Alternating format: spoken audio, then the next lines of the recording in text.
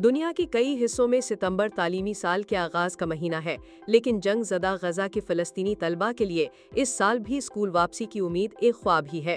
गजा के वस्ती शहर देरुल बला में एक पनाह गुज़ीन कैंप के दरवाजे पर 12 साला मराम पुरानी और गर्द आलूद स्कूल बैग के साथ खामोश बैठी है। मैं बहुत उदास हूँ क्योंकि मेरा एक और तालीमी साल ज़ाया हो रहा है। इस वक्त हम आमतौर पर स्टेशनरी, स्कूल बैग और यूनिफॉर्म तैयार करते थे, लेकिन अब हम सोच रहे हैं कि लंगर खाने तक कैसे पहुँचेंगे और इस गर्मी और जंग के बीच खैमों तक पानी कहाँ से लाएंगे। हम चाहते हैं कि ज़िंदगी पहले जैसी हो जाए, हमारा मुस्तकबिल वापस मिल जाए और हम दोबारा पढ़ाई शुरू कर सकें। कल यानी 1 सितंबर को नया तालीमी साल शुरू हो रहा है, लेकिन हम 3 साल से तालीम से महरूम हैं। अक़वाम मुत्तहिदा के आदाद-ओ-शुमार के मुताबिक गजा में 6,60,000 से ज़ायद तलबा स्कूलों और तालीमी वसाइल से महरूम हैं, क्योंकि 23 माह से जारी जंग ने बुनियादी ढांचे को तबाह कर दिया है और स्कूल पनाह गुज़ीन खानदानों के लिए पनाह गाहों में तब्दील हो गए हैं।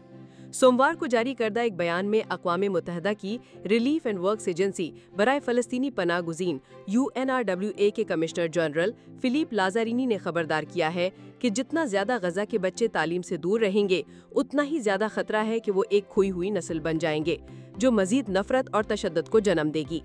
रामुल्ला में कायम फ़लस्तीनी वज़ारत तालीम के जारी करदा आदाद-ओ-शुमार बहरान की शिद्दत को ज़ाहिर करते हैं। वज़ारत के मुताबिक अक्टूबर 2023 में इसराइली हमलों के आगाज के बाद से अब तक 18,489 तलबा हलाक और 28,854 जख्मी हो चुके हैं। गजा के अल नुसरात पनाह गुज़ीन कैंप में 5 बच्चों के वालिद अबू मोहम्मद अल हवाश ने शदीद तशवीश का इजहार किया है। ये तीसरा साल है जब हमारे बच्चे गजा में तालीम से महरूम हैं। जंग ने स्कूलों और यूनिवर्सिटियों को तबाह कर दिया है और हजारों तलबा के साथ बड़ी तादाद में असातिज़ा की जान भी ले ली है।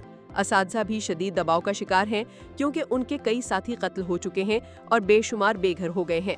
कुछ बेघर असातिज़ा आर्जी तदरीस के जरिए खला पुर करने की कोशिश कर रहे हैं, लेकिन ये कोशिशें नाकाफी हैं।